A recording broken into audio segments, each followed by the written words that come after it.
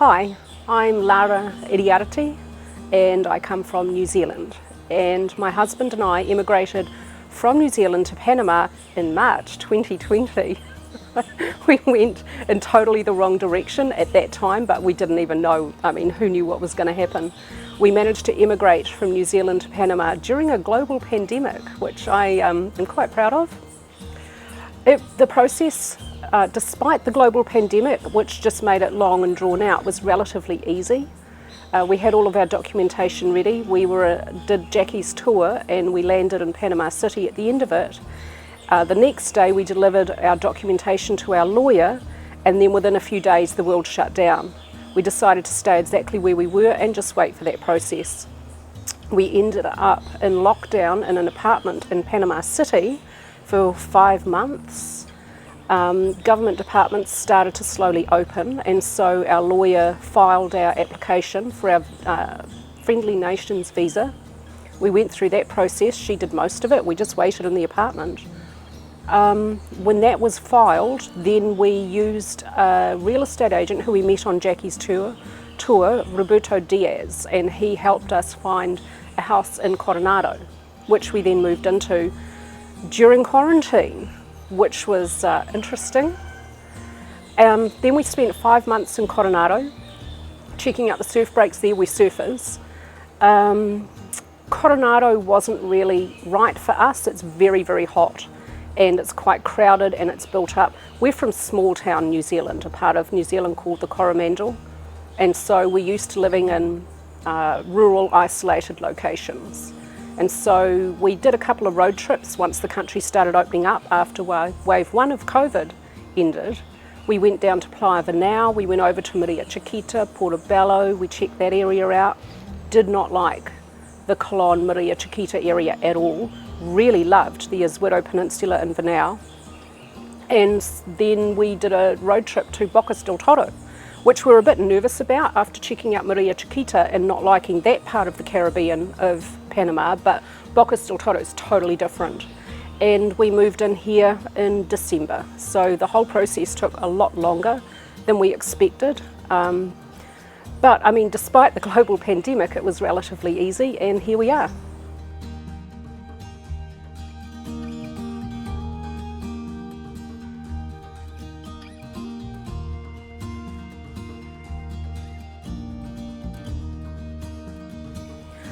Okay, so why Bocas del Toro? My husband and I are surfers. We are surfers from New Zealand.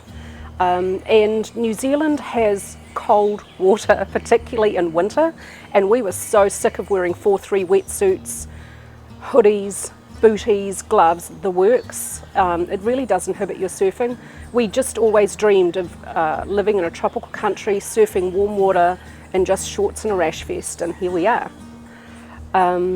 Bocas del Toro, when you arrive to Bocas, it's an island. Well, it's an archipelago. It's a series of islands. You arrive. Well, we drove here because we bought a car. Because if you're going to do surfing road trips, you need a car. So we bought a little SUV. So we drove from Coronado to Bocas. You arrive in Almirante, which is a little town, which doesn't really have much. Here's a little tip though: fruit and veggies best to buy in Almirante before you get on the ferry. Get the car ferry over. It's a 2-hour 45-minute ride on the ferry, and you arrive in Isla Colon in Bocas town, and that's the main town in Bocas. It's got plenty of supermarkets, it's got a few pharmacies, it's got pretty much everything you need, lots of hardware stores. It's got one kind of department store called Toto, but the quality's utterly appalling. So you can actually buy stuff online and have it delivered to Bocas. You use like a mail forwarding service. There's Bocas Mail, that's the one I'm using, and there's another couple, so you get everything you need here. Surfing is fantastic. This is the best surfing I have found in Panama. The water is crystal clear. It's the perfect temperature. It's not bathwater warm. It's just it's not cool. It's just perfect. The beaches are okay. So Bocas del Toro and the Caribbean side of Panama, for me, this is weird. The tidal change is only about 1 foot, which is bizarre. So you don't have a big intertidal zone. The beaches, such as they are quite small. Like there's not a lot of sand. Like there's the road, a bit of sand, and there's the water. really pretty, a lot of them. Red Frog Beach on Isla Bastimentos, stunning, absolutely beautiful. That's the other one so far I've visited. So we live in Isla Colón, which is the main island in Bocas del Toro, where Bocas town is, where all your supermarkets and whatnot are. When we surf in Paunch Reef here in Isla Colón, or we go over to Isla Coronado, and there's a few breaks there. There's Black Rock, which is my favourite as a longboarder. There's Old Man's, which I've tried and didn't really like. It was kind of a really difficult to catch and really slow, weak wave. Quite frustrating. Coronado Point, I don't surf anything bigger than 4 foot, so it's been quite big. We're in the surfing season. Ceasar hasn't been out there. It's my husband. Ceasar hasn't been out there. He's a fish. He's been surfing like 40 years. I think he'll like that one. There's silverbacks further out, which is like the Chaupu of Panama, and that looks, there's no way I'll be surfing that, but Ceasar might find that quite fun. So surf options, plenty of surf options, but you've got to get a water taxi mostly. We've made friends or have a beginning relationship with a couple of water taxi dudes who we trust. Trust is important because they're going to drop you in the middle of the ocean and you want them to come back and take you back, so that's important. If you're patient in buying things online and waiting a few weeks to get it, you will have everything you need here. But if you need to have everything like super convenient just down the road, then maybe Bocas isn't the best place. But like I said, we're from rural New Zealand. We're used to having to drive quite a distance or buying a bunch of stuff online, and we're really patient. And so we also like a low population density, and we don't like towns, we don't like cities. We just want to be like in nature. So that's why I think Bocas works so well for us. But here's one thing I wish people had told me about Bocas when we were in Panama City and Coronado. It's actually a little bit cooler here. So my husband is Colombian and he really likes the heat. But I'm a New Zealander and I'm used to a much cooler climate, and I found Coronado really hot.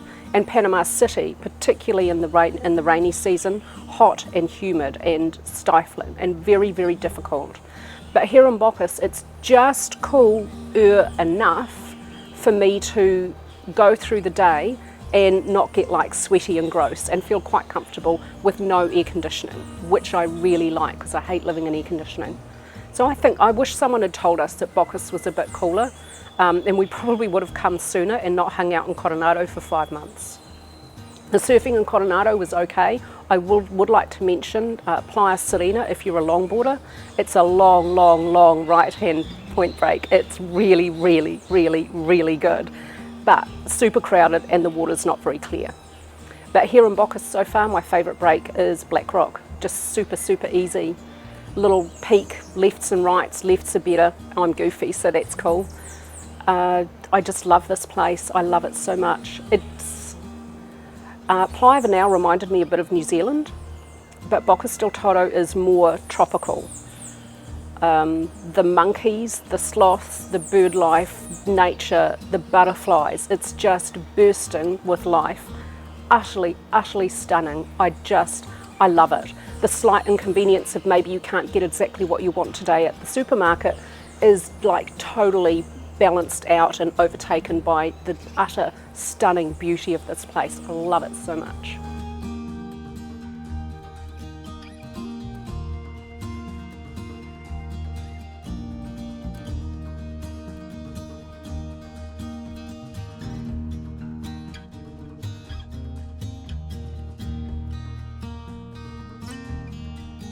Ceasar and I are digital nomads, I think that's what you call us. We have an online business, so having a reliable, good internet connection is really important to us.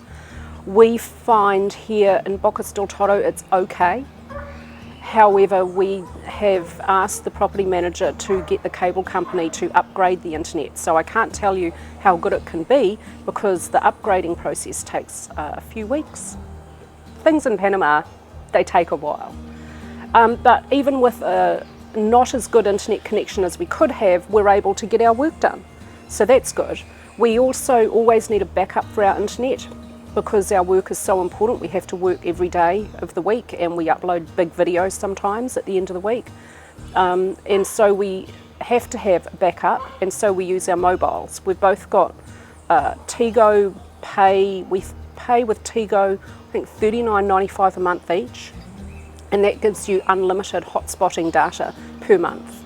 And the connection here, even out here, not even in Bocas town, out here, we've got enough of a connection that we can actually get work done if we need to use the phones, if something happens to the cable, the internet. So that's how we get our work done. I think the internet's going to cost us like $75 a month, and our phone's $39.95 each. Rents here in Bocas are a lot cheaper than Panama City and Panama Oeste. In fact, the whole cost of living actually seems to be a lot lower. In Panama Oeste, we were paying for a 3-bedroom, 4.5 bathroom house, $2,200 a month. Here in Bocas, we've got a little 2-bedroom apartment with 1 bathroom, which is perfect for us, and that's $1,000 a month. So we've more than halved our cost for rent, which is fantastic. Going to the supermarket, you can get pretty much everything you need, except bizarrely Kleenex. For the life of me, I cannot find a box of Kleenex. So you can get pretty much everything except Kleenex, and the prices appear to be mostly the same as Coronado or Panama City.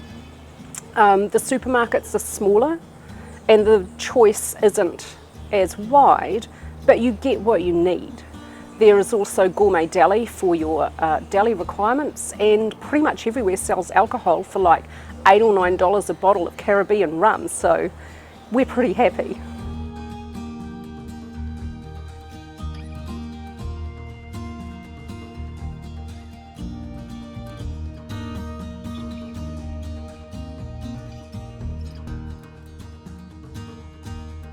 For me, coming from New Zealand, which is a low population density and pretty environmentally conscious compared to a lot of other places in the world, coming to Panama, the biggest shock for me was the rubbish. In fact, when we did the tour, it was something I noticed a lot. And we got back from Jackie's tour and everyone else on the tour was raving about Panama is so beautiful, and yeah, there are parts of it that are really beautiful, but for me, coming from New Zealand, I was actually for a few weeks there, I was second guessing, like moving to this country, to be honest. We did a road trip from Coronado up through Panama City to Maria Chiquita, and on the way to Maria Chiquita, you go through a little town called Sabanistas. Just out of Sabanistas, on your way to Maria Chiquita, in the middle of the countryside there, piles and piles of rubbish, just dumped. You go for a little walk, we went for a little walk around the little coastline around Maria Chiquita. Rubbish, just everywhere.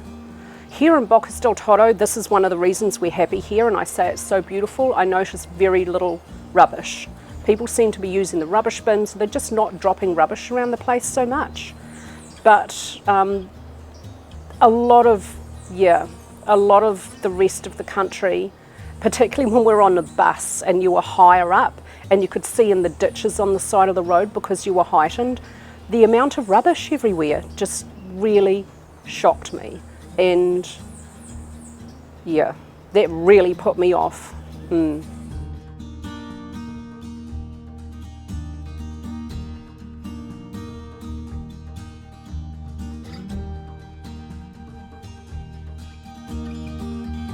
One of the best experiences we had so far in Panama, apart from Bocas del Toro, which I think is the best, but one of the other really good highlights of our visit here so far was visiting the Rainforest Discovery Centre in Gamboa, and just being in the rainforest, apart from the heat and the humidity, so I wasn't quite prepared for that, but nature and the birds and the monkeys and the trees and coatis. Had a coati come right up to me, sniffing at my camera.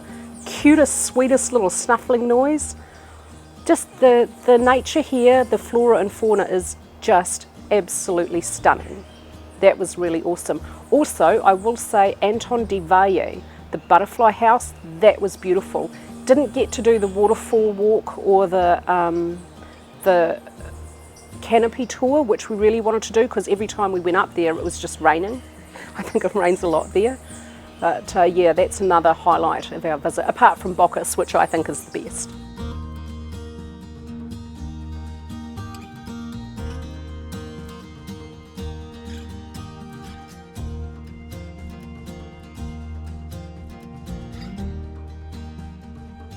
Safety. So, well, that's an interesting one for me as a New Zealander.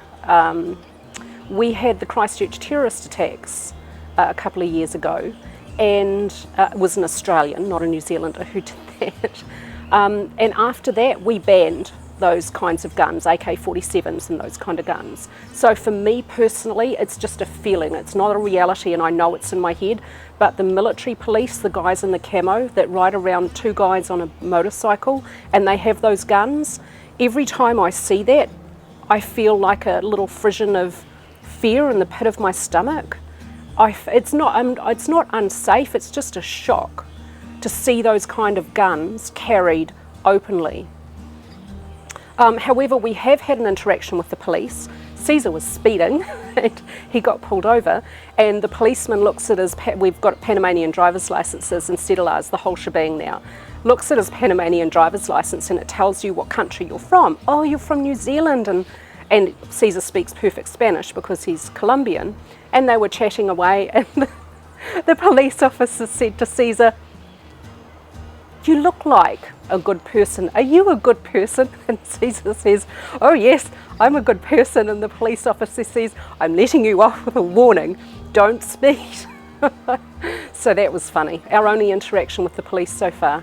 Walking around here in Bocas, absolutely fine. If I wanted a long walk, I'd walk wherever I liked. People are walking everywhere, people are on bicycles everywhere. I don't walk around with a big handbag here. I mean, I wouldn't want to, but you know, just basic common sense. Just don't be flashy. Don't walk around with your Gucci handbag or your Louis Vuitton or whatever, and I reckon you're going to be fine. Also, while we were in Panama City in lockdown, also felt perfectly safe. We stayed in Punta Pacifica. We stayed in Bay Vista for a couple of months, and then the rest of our time was in Punta Pacifica. I felt perfectly safe walking around on my own in Punta Pacifica during a global pandemic. I have not found an area of Panama where I felt unsafe. Maybe Sabanistas, but again, just a slight perception. But then I'm always with my husband, so I mean, maybe that's why, I don't know.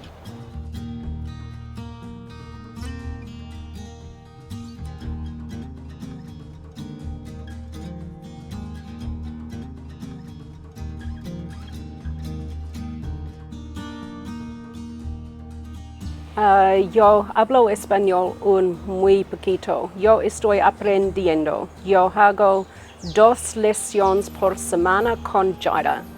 Jaira es muy bueno. A mí me gusta Jaira. Es a muy bueno profesora. It's really important to learn Spanish. I have an advantage. My husband is a fluent Spanish speaker, being Colombian. But I know that when I try with the locals to speak Spanish, and I'm getting better every day, poco y poco es mejor, I know it's really appreciated, and they're really patient and they will really help you with your Spanish. It does help to have my husband there, but with Jaira giving me 2 lessons a week, I'm now able to go into a store and have a really simple interaction and get what I need, almost always, with my minimal but getting better everyday Spanish. So I think if you were absolutely certain about coming to Panama, I would highly recommend starting lessons.